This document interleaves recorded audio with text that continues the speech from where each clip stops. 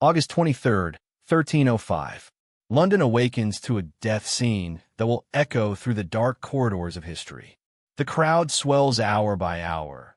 Merchants abandon their stalls. Nobles descend from their stone-walled rooms. And the common people pour in from every corner of the city. They have not gathered here for bread or beer. They have come for a taste of blood, for a spectacle of terror. And from a distance, that sinister sound is heard. With scraping against stone, the clatter of a horse's hooves, and another sound, a sickening, bloody rhythm. Flesh is dragged over rough stones, leaving a red trail for the ravens to follow. The crowd parts like a morbid sea. There, tied naked to a wooden hurdle, dragged behind a horse, is William Wallace, who once dreamed of a free Scotland. He is no longer a symbol of liberty. He is a body surrendered to blood and agony. His body is a map of England's rage. Every scrape from the 400-mile journey is etched into his skin. His flesh hangs in strips, his back a chessboard of scars.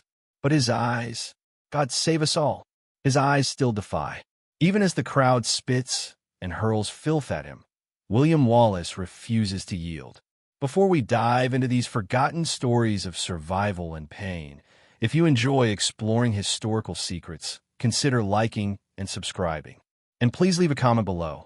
I'm curious to know where you're watching from. It's a fascinating experience to discover these ancient stories together, transcending time and space from all over the world. To understand the horrific fate that awaited Wallace, we must go back 35 years to a peaceful Scotland. The year is 1270. In the rolling green hills of Renfrewshire, the son of the small landowner, Sir Malcolm Wallace, is born. His greatest desire is to till his fields and serve his lord. They name the child William, who knows that one day, this innocent baby will stand against the most powerful king in Europe, a king who demands his blood. Young William grows tall and strong in the shadow of the Scottish Highlands. He learns to read and write, discovers Latin from the monks, and develops a sharp mind. But his physical prowess becomes the stuff of legend. By the time he is 20, William Wallace is a giant, nearly 6.5 feet tall, with shoulders broad enough to carry the hopes of a nation, and strong enough to wield a 6-foot sword with deadly precision. At that time, Scotland is a kingdom blessed with peace. King Alexander III rules with wisdom and strength. The lands are fertile, the markets are lively, the harvests are bountiful, and the people sleep in safety. But fate, that cruel master, has other plans. In 1286, on a stormy night that seems ripped from the pages of a prophecy, Alexander III falls from his horse off a cliff near Kinghorn. With his death, Scotland's golden age turns to dust. The throne passes to 3-year-old Margaret, the Maid of Norway, who has never set foot on Scottish soil. For 4 years, the kingdom hangs in a precarious balance, managed by regents and rife with intrigue. In 1290, young Margaret dies on her journey to claim her inheritance. Scotland is left without a king, without direction, on the verge of a dark path to be watered with blood. And then he enters the scene. Edward Longshanks, King Edward I of England, a man whose very stature inspires fear. He stands 6 feet 2 inches tall, while most men of the era barely reach 5.5 feet. He is a warrior king forged in conquest. Wales has already felt his iron fist, and his eyes now turn north to Scotland. When the Scottish nobles, hoping to prevent civil war, invite him to mediate, they unwittingly invite the wolf into the fold. Edward's choice is John Balliol, a weak man he believes he can use as a puppet. But Edward's ambitions are not limited to appointing a king. He demands that Scottish nobles swear direct allegiance to him, that legal disputes be brought before English courts, and that Scottish knights serve in his foreign wars. Each demand is like a tightening noose around Scotland's neck. In 1296, Balliol can take no more humiliation. He renounces his allegiance to Edward, declares Scotland's independence, and forms alliances with France. The English king's response is brutal. His armies cross the border like a swarm of locusts. The first city they encounter is Berwick-upon-Tweed, a showcase of English fury. The sack of Berwick is so comprehensive and merciless that it is seared into the Scottish national consciousness.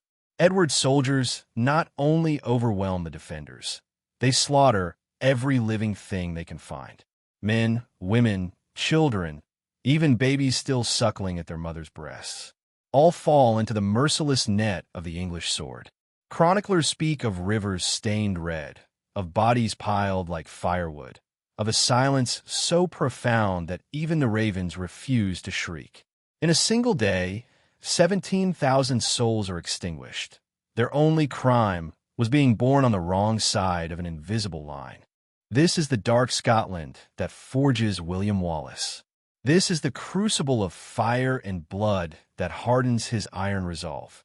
When Edward takes Balliol's crown and jewels and forces him to be disgraced in public in nothing but his underwear, then declares himself Lord of Scotland, young William watches from the shadows. When the Scottish nobles kneel and sign the ragman roll, swearing allegiance to the conquest, William's jaw tightens with disgust.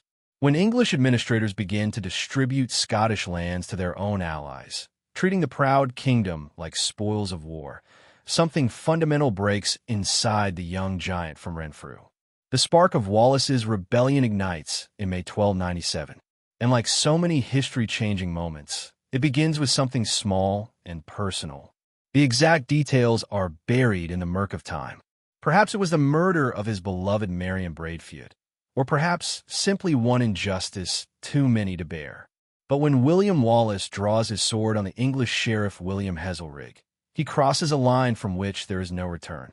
Heselrigg's death sends shockwaves through occupied Scotland.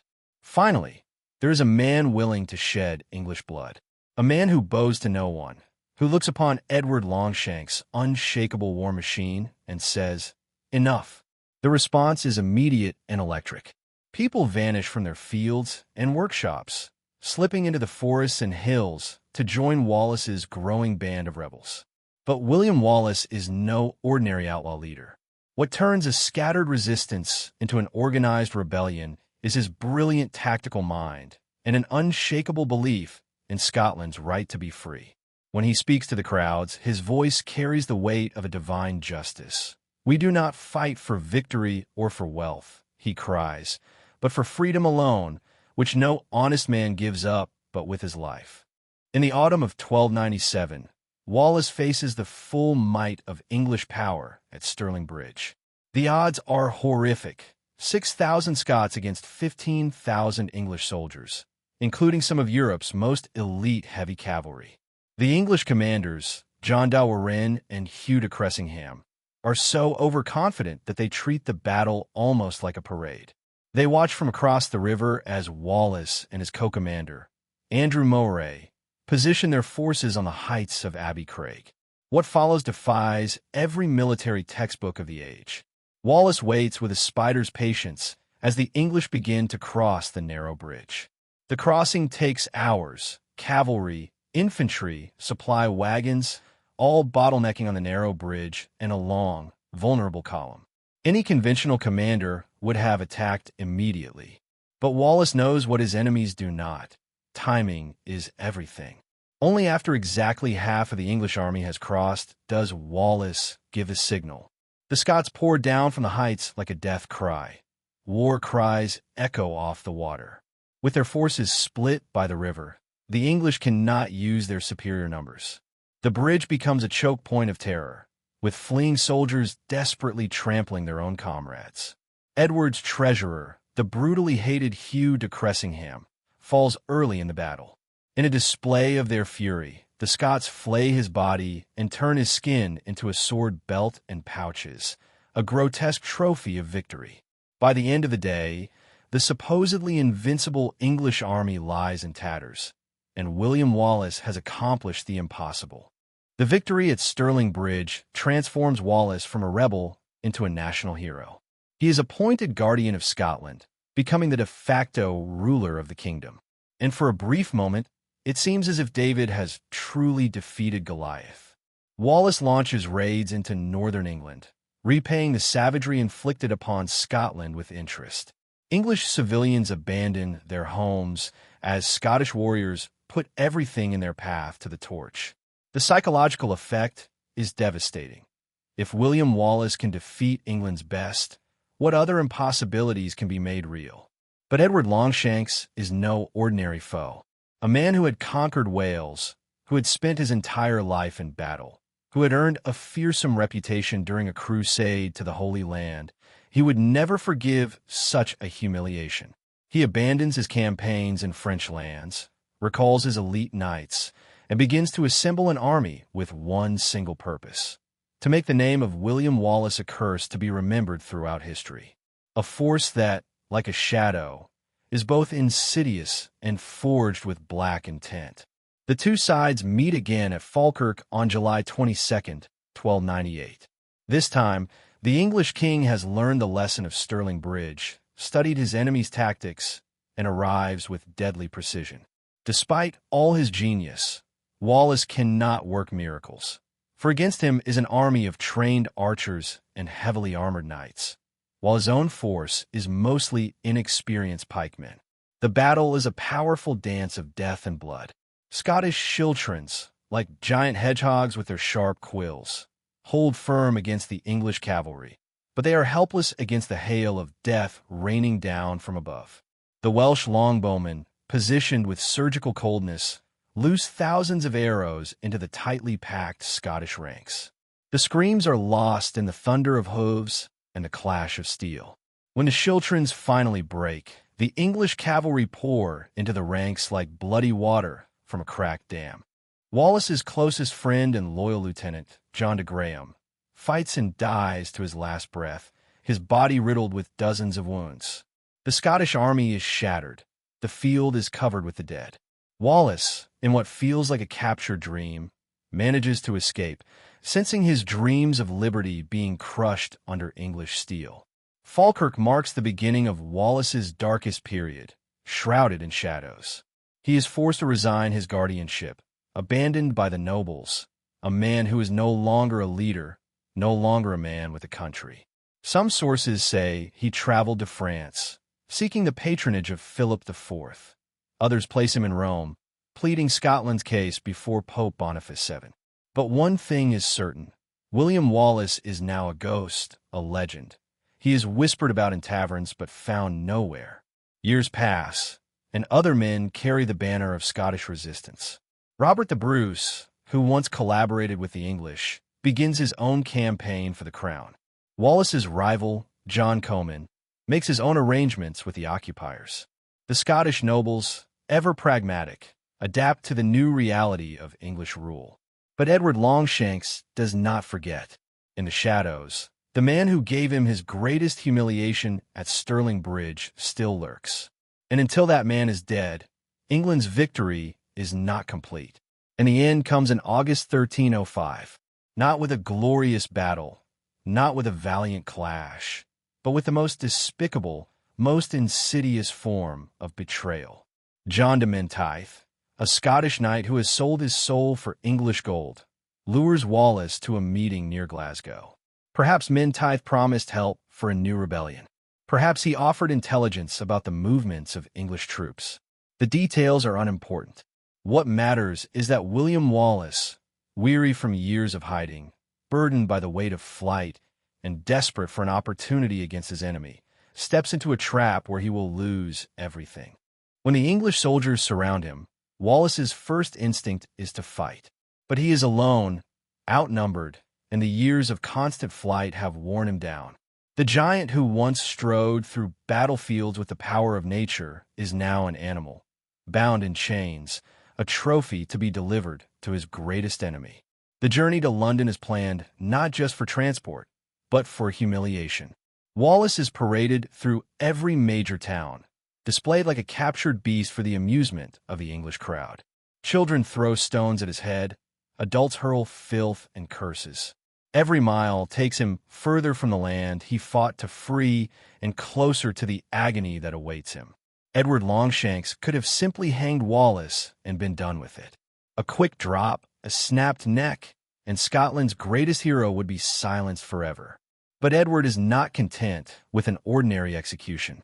He wants to create a scene of horror so dreadful so absolute, that will crush the spirit of resistance for generations to come. Every Scot who hears of Wallace's fate must understand the price of defiance against English rule. Westminster Hall, England's great temple of justice, provides the stage for Wallace's final performance. The hall itself is a monument to English power. Its massive oak roof soars nearly 100 feet high. The stone walls are carved with the arms and symbols of conquering kings. Here, among the physical manifestations of English authority, William Wallace stands before his accusers. The charges against him would be laughable if their consequences were not so deadly. Treason against King Edward, even though Wallace never swore allegiance to the English crown. Murder and robbery, though the men he killed were occupying soldiers and the wealth he took was used to finance Scotland's freedom. Sacrilege, his only crime being a refusal to bow to a false authority. When he is given the right to speak, Wallace's voice echoes through the hall, thundering like a storm, making every corner tremble. I cannot be a traitor to Edward, for I was never his subject. I owe him no allegiance. He is not my king. With these words, he sealed his fate, a fate that had been secretly prepared in the shadows long before he ever set foot in the hall. The judges, announcing their pre-written verdict, declared the sentence that would make a saint of William Wallace. He was to be hanged, drawn, and quartered. In medieval England, a land that pushed the creative limits of cruelty, this was the pinnacle of judicial savagery, a plan of horror reserved only for traitors, reserved only for men. To apply it to a woman was deemed obscene by law. The purpose was not merely to kill, but to utterly obliterate one's existence. The condemned would endure multiple deaths, each more agonizing than the last, leaving behind only scattered pieces of flesh and bone for the ravens. On the morning of August 23, 1305, London awakened to a grim gray. The sky was a curtain, as if heralding the coming horror. For days, the streets had been packed with those who wished to witness this atrocity. Vendors sold meat pies and ale, while nobles arranged for the best viewing spots. Children, having forgotten their lessons, jostled for a glimpse of the famous prisoner. The crowd's lust for blood was so intense that it made the air almost palpable. In Westminster Hall, Wallace was stripped naked and bound to a wooden hurdle, a sled used for hauling heavy loads. The symbolism was deliberate. He was no longer a man deserving of basic dignity, but a burden to be carried, an object to be displayed like a piece of clay ready for a sculptor. A rope was tied to his feet, the other end fastened to a horse's harness. As the horse moved forward, Wallace's body was dragged through the streets of London on his terrible final journey. Every cobblestone became a torture device. Weakened by months of imprisonment, his flesh tore into strips as he was dragged over the stones. His head hit the ground with a sickening thud. The blood flowing from dozens of his wounds left a crimson trail that dogs lapped up greedily. The crowd followed him like a morbid parade. Mocking shouts and curses mingled with the sound of flesh scraping stone. They passed by St. Paul's Cathedral in a march that lasted hours. Priests made the sign of the cross and averted their eyes. As they passed market squares, merchants left their stalls and joined the crowd. As they passed the homes of the nobles, they watched from windows with a mix of fascination and revulsion. Wallace was dragged between consciousness and unconsciousness, his body a symphony of pain, his lips still mumbling a prayer or a curse. Smithfield, the execution grounds, lay before them like an amphitheater of death. It was known for the tall trees that dotted its vast expanse. It had witnessed countless executions over the centuries, but none had been so terrible and magnificent. A platform had been erected in the center of the field, surrounded by crude wooden barriers to keep the crowd at a distance. Ropes and pulleys hung like the rigging of ship from hell. Cauldrons of fire were ready, their flames dancing with curiosity and horror. The executioner waited beside his tools, preparing his masterpiece. His goal was not a swift death, but a prolonged agony to create a symphony of terror. The first stage of the execution, hanging, began immediately. Wallace, nearly unconscious after the ordeal in the streets, was pulled into an upright position and placed beneath the gallows. A coarse hemp rope, the thickness of a thumb, was expertly placed around his neck. The crowd fell silent. Their bloodlust was temporarily sated by the anticipation of the coming horror. But this was not the quick, merciful hanging of common criminals. Wallace was slowly hoisted into the air, his feet just inches from the ground. The rope squeezed his neck like a living thing, cutting off his breath but not his blood supply. His body contorted, convulsed, his face turning purple, then blue, as he gasped for air that would not come. His eyes bulged from the pressure inside his skull. Every spasm of his body watched with morbid fascination by the crowd. Some cheered, while others placed bets on how long he would last. Children, hoisted onto their father's shoulders, pointed and laughed at the dancing giant. Minutes passed, long, horrifying minutes. Wallace hung on the verge of death, his brain starved of oxygen, but his heart still beating. Just as consciousness began to fade in a final act of defiance over Wallace's weakened body, the executioner gave a silent signal of darkness. Wallace was lowered back onto the platform, the rope loosened just enough to allow a single, agonizing breath from the cruel world into his lungs. Every muscle, every bone convulsed as his chest heaved like a bellows, the cold hand of death on the verge of his shoulders. But there was no rest, no transition to a merciful darkness. The most terrifying moment had not yet begun. The second stage of the execution, disembowelment and evisceration, began while Wallace still fought for breath. In the seeping light of the sun, sharp knives glittered. The executioner touched his torso with a surgeon's precision. The blade, entering beneath his ribs, sliced his flesh from his sternum to his pelvis. Blood gushed onto the platform, forming dark pools that steamed in the cold morning air. Wallace's eyes shot open from his semi-conscious state with a scream of pain. A shriek tried to rise from his throat, but the damage to his neck allowed only a choked gurgle. His body writhed against the ropes that bound him. The executioner's experienced hands were ready to separate his organs one by one from the world. All limits of human endurance were violated. The executioner, with a surgeon's patience, removed Wallace's internal organs while he was still alive. First, the stomach, pulled from his body like a gray snake. Then the intestines, long, steaming, and glistening, were dragged into the cold morning air. As each organ was held aloft, the crowd cheered, and then it was thrown into the fire. The smell of burning flesh mingled with the metallic scent of blood and the smoke rising from the cauldrons. Most of the crowd covered their faces with cloth, but they could not look away. They were forced to watch. This was a spectacle beyond imagination, a tragedy that proclaimed the power of the state, and 1,000 people watching a man be torn apart. But Wallace's ordeal was not over. The final indignity, emasculation, awaited. The executioner's blade flashed one more time. Wallace's manhood was severed with a single, swift cut. The crowd's roar reached a crescendo. The bloody trophy was held aloft and tossed into the fire. The symbolism was clear. This is what happens to those who dare defy English authority.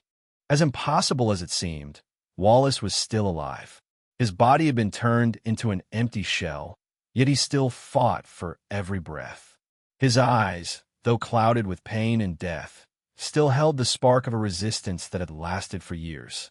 Even as his life ebbed away, William Wallace refused to be broken. The final act, quartering, finally waited for death to take him. But when it came not with surrender, but with something that could almost be called victory. His lips moved one last time, perhaps a prayer, perhaps a curse to his enemies, or perhaps the name of the Scotland for which he had sacrificed his life. When the great heart finally stopped, the executioner moved in to complete his horrible work. Sharp axes rose and fell with mechanical precision, severing Wallace's limbs from his torso, and the wet, fleshy sounds filled the silent field. The head, that proud head that had never bowed to English authority, was severed with a single blow and held aloft for all to see. The crowd, finally sated by the spectacle of horror they had witnessed, dispersed. But Wallace's journey was not over. His head, preserved in tar to prevent decay, was mounted on a pike on London Bridge. It was the first head to ever adorn that bridge. His 4 limbs were sent to the 4 corners of his homeland, one to Newcastle, one to Berwick, one to Stirling, and one to Perth. Each was a warning to those who might consider following Wallace's example. Edward Longshanks believed he had won the ultimate victory. The man who defied him was not only killed, but utterly destroyed. His body was scattered to the winds, turned to dust. Surely, as the king mused on his throne, he believed that no one who saw such a fate would dare risk a similar punishment. Surely, the spirit of Scottish resistance had been crushed forever. But throughout history, tyrants have never grasped the terrible, simple truth of martyrdom, that the death of a body can give birth to something far more powerful than a single person's strength. As Wallace's rotting remains dangled on pikes, a spark ignited in the Scottish heart. The brutality of his execution, rather than forcing the people into submission, ignited a fury that would last for generations. Just a few months after Wallace's death, Robert the Bruce murdered his rival, John Comyn, in a church and declared himself King of Scotland. The Wars of Independence, rather than ending with Wallace's execution, entered a more ruthless and powerful phase. At Loudon Hill, at Bannockburn, and on countless other battlefields, Scottish warriors would carry Wallace's name as a war cry, striking fear into English hearts. Wallace was now their shout, the symbol of their rebellion. Every time his name was heard, a shiver ran through the occupied lands. Edward Longshanks would never see Scotland fully subdued. He would die in 1307, only 2 years after Wallace's death. His last words were said to be a command to his son to boil the flesh from his bones and carry them at the head of every English army until Scotland was conquered. But Edward II was far from his father's powerful will, and under his mediocre rule, English domination would begin to crumble. And finally, in 1320, the Scottish nobles would sign the Declaration of Arbroath, perhaps the most magnificent expression of national independence. Its words would echo for centuries with the rebellious spirit that William Wallace carried to his death. For as long as 100 of us shall remain alive, under no circumstances will we submit to the rule of the English. It is not for glory, nor for wealth, nor for honors that we fight, but for freedom alone, which no honest man gives up but with his life. William Wallace did not live to see Scottish independence realized, but his sacrifice sowed the seeds of freedom, and they eventually blossomed. While the English planned his execution as a display of power, Wallace's death triggered everything that Edward Longshanks had wanted to prevent. And so, Wallace's true victory came in his death. The body that was torn apart in agony in Smithfield achieved in death what it could not in life. He became immortal, not in his flesh, but in the soul of his people, in the immortality of those who refuse to bow to any master but the one they choose. Today, 7 centuries after that grim London morning, the name of William Wallace still stirs hearts and quickens pulses. His story is retold in every generation, with each generation finding inspiration for its own struggles. While his body has long turned to dust, the idea he represents, that freedom is worth any cost and that some principles are worth dying for, still shines brightly. The ghost of William Wallace still walks among us. He symbolizes the courage of those who refuse to submit to unjust powers. His bravery, his determination, and his immortal spirit continue to live on in every fight for freedom. Though his body was scattered to the winds, the dream for which he died burns on forever.